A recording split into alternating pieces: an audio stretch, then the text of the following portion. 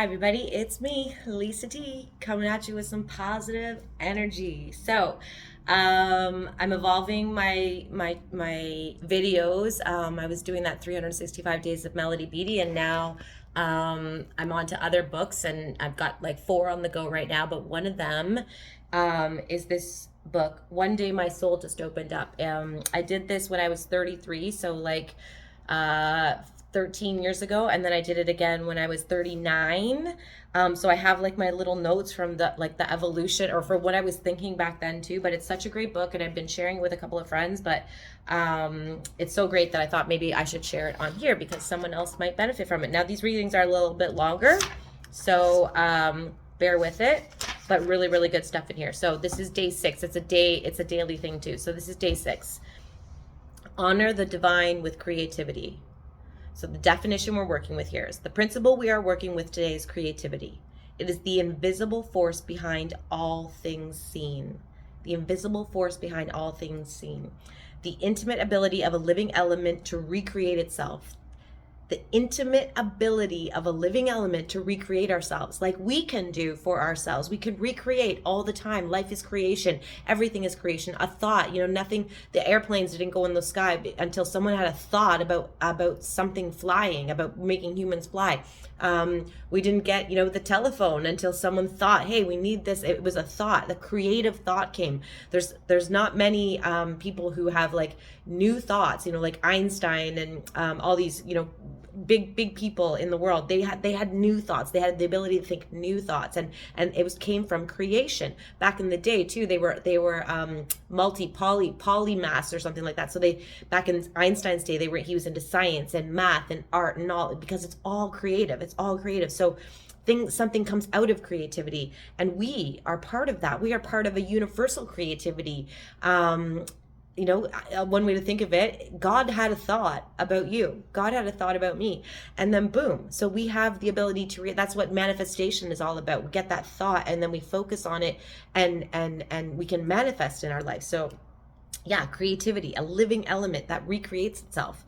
And that's what like the toric field of the universe is. It's a recycling of energy, recreating itself. The spiritual faculty of potentiality. This is the spiritual faculty of potential. That's what this is in quantum physics.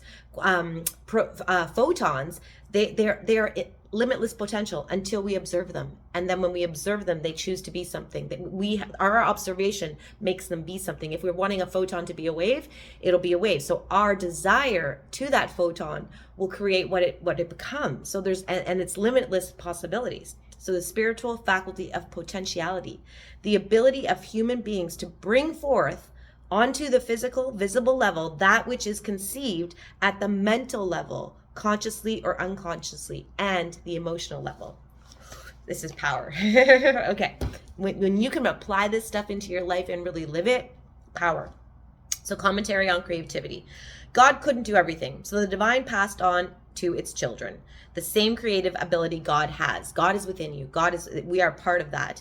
So that has been passed on to us, so there can be infinite numbers of new ideas and new creativities. God actually could have done it all, but if that had been the case, what would be left for you and me to do? Not very much. So instead, the divine infused us with the power to conceive, express, and enjoy the fruits of our creative power. We create through thought. Like I was saying, a thought, all of a sudden it comes, and you want to try and get new thoughts, not the old recycled thoughts of they don't care about me, oh well, I'll never make it, or why don't I give up, or I should have done better, I could have done this. Those are all recycled thoughts. We want new creative thoughts. A million people have thought those thoughts that I just mentioned.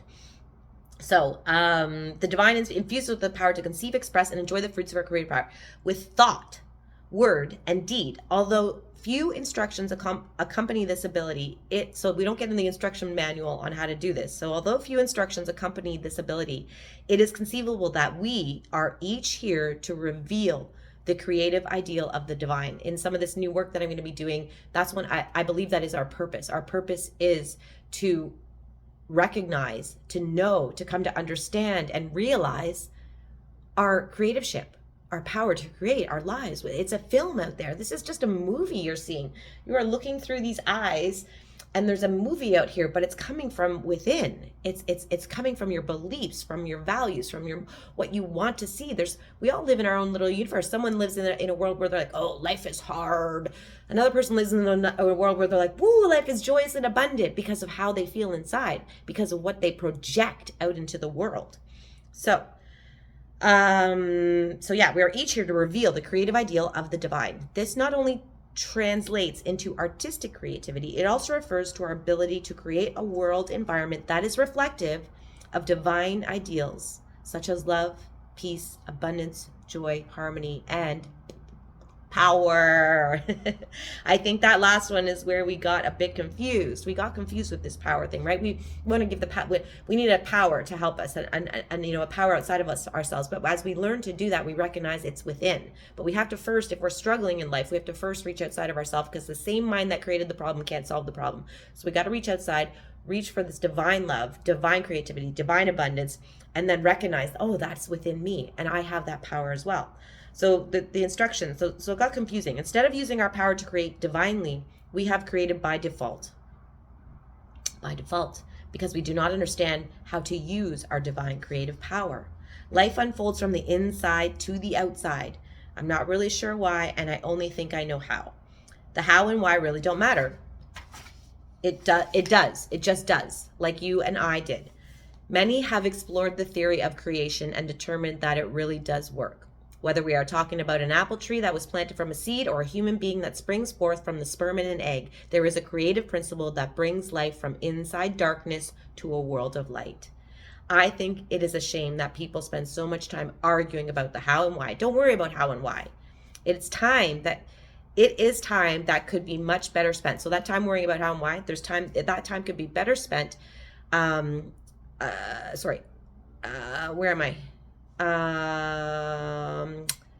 Bring life first. So I think it is a shame that people spend as much time arguing about the how and why. It is time that could be much better spent teaching people how to use their potential, like I'm helping us do now.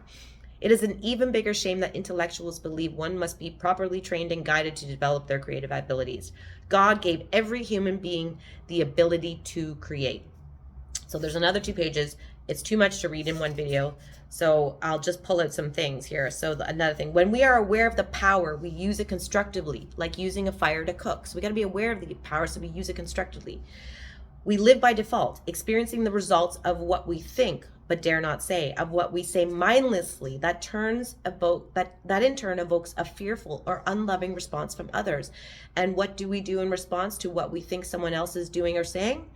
Our thoughts unfold as words. Words inspire actions. Actions create the environmental conditions we all experience. Hate, anger, disease, poverty, war, as well as joy, beauty, and the abundance of any good thing that are done unto us according to the formula of creativity etched into our DNA by the divine.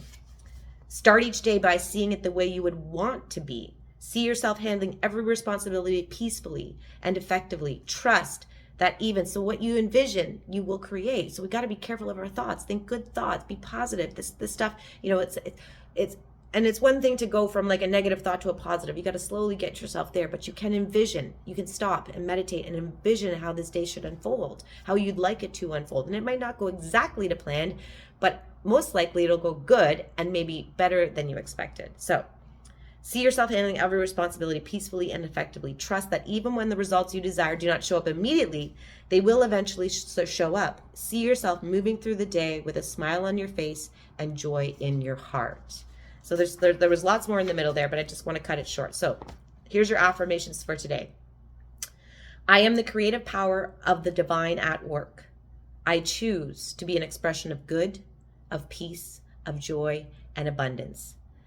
The divine thinks by means of me. The divine is thinking through you. My thoughts are clear and present, I'd like to add. The divine expresses itself in my heart. My heart is open to the goodness of life. Be open, stop closing. When we're angry, when we're in fear, when we're in jealousy, when we're in hate, when we're in anger, we close off in our heart, and then we block the love, and then we block ourselves from creating the love. So my heart is open to the goodness of life. The divine creates, heals, restores, and builds through every action I take. My eyes, my ears, my hands, and feet are instruments of the divine. Today I rejoice in advance for all the good that I'm creating through right thinking, an open mind, loving heart, and divine right action. For all of this and more, I am so grateful, and so it is. Woo! That's good music for the ears, right? Thanks for watching. Love you all.